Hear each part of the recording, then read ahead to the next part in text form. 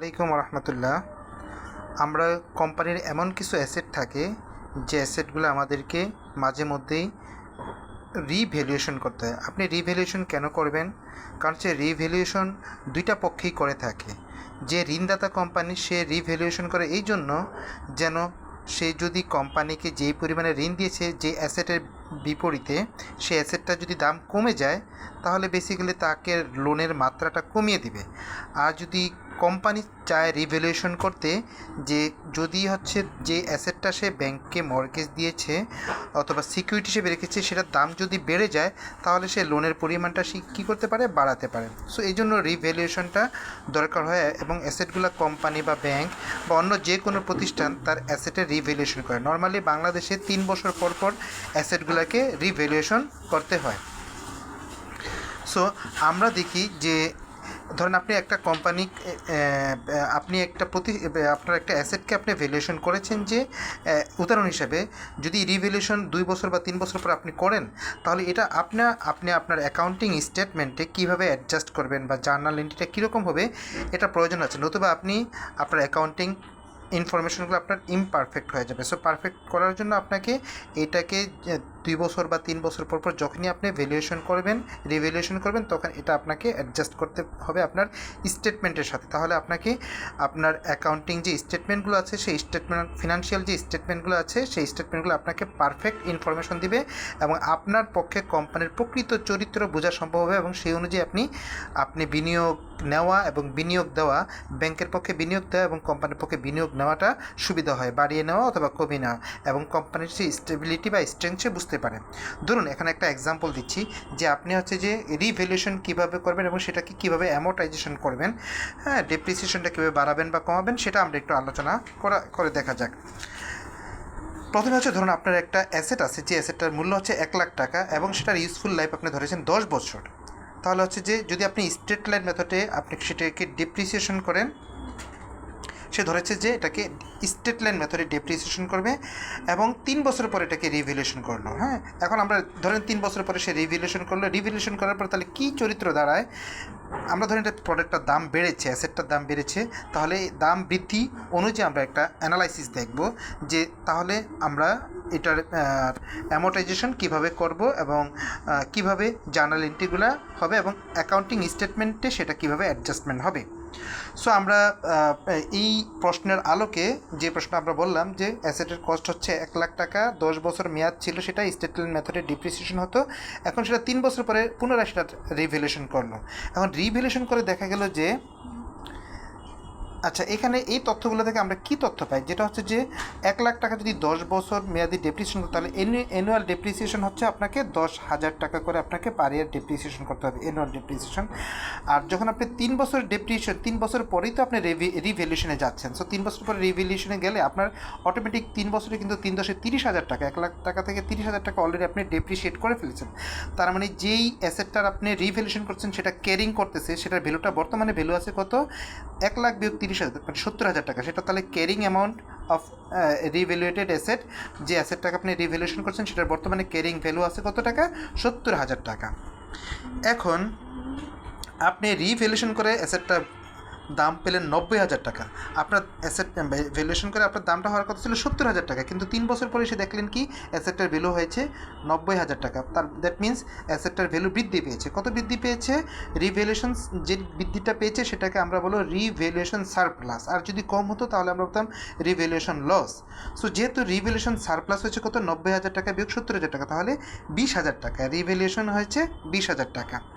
এখন তারপরে আমরা যেই কাজটা করবো সেই কাজটা হচ্ছে দেখেন রিমেনিং ইউজফুল লাইফ, অ্যাসেটটার এখন বাকি 3 বছর পরে সে যেহেতু রিভ্যালুয়েশন করছে তাহলে অ্যাসেটের রিমেনিং ইউজফুল লাইফ আছে কত বছর, 10 বছর থেকে 3 বছর গেলে 7 বছর।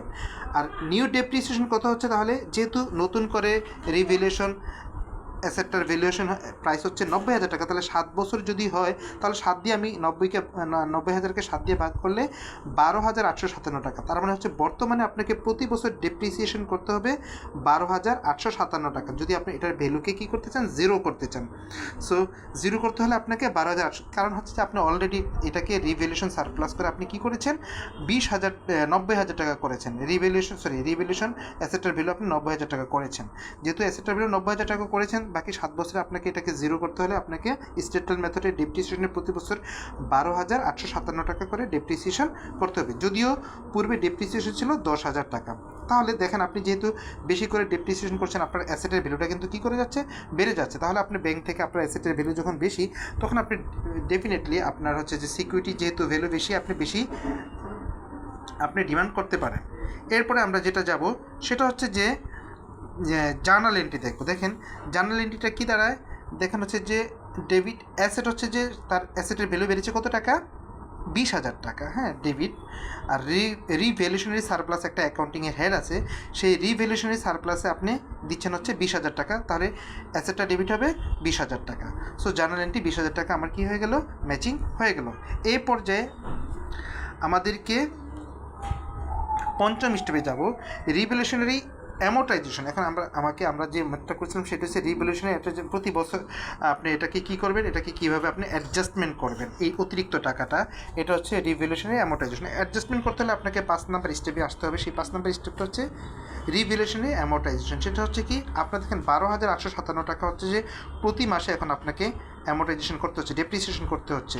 সেখান থেকে আপনার ছিল কত আগে, ডেপ্রিসিয়েশন 10,000 করে, তার মানে 2,857 টাকা করে হচ্ছে আপনাকে এক্সট্রা ডেপ্রিসিয়েশন করতে হচ্ছে।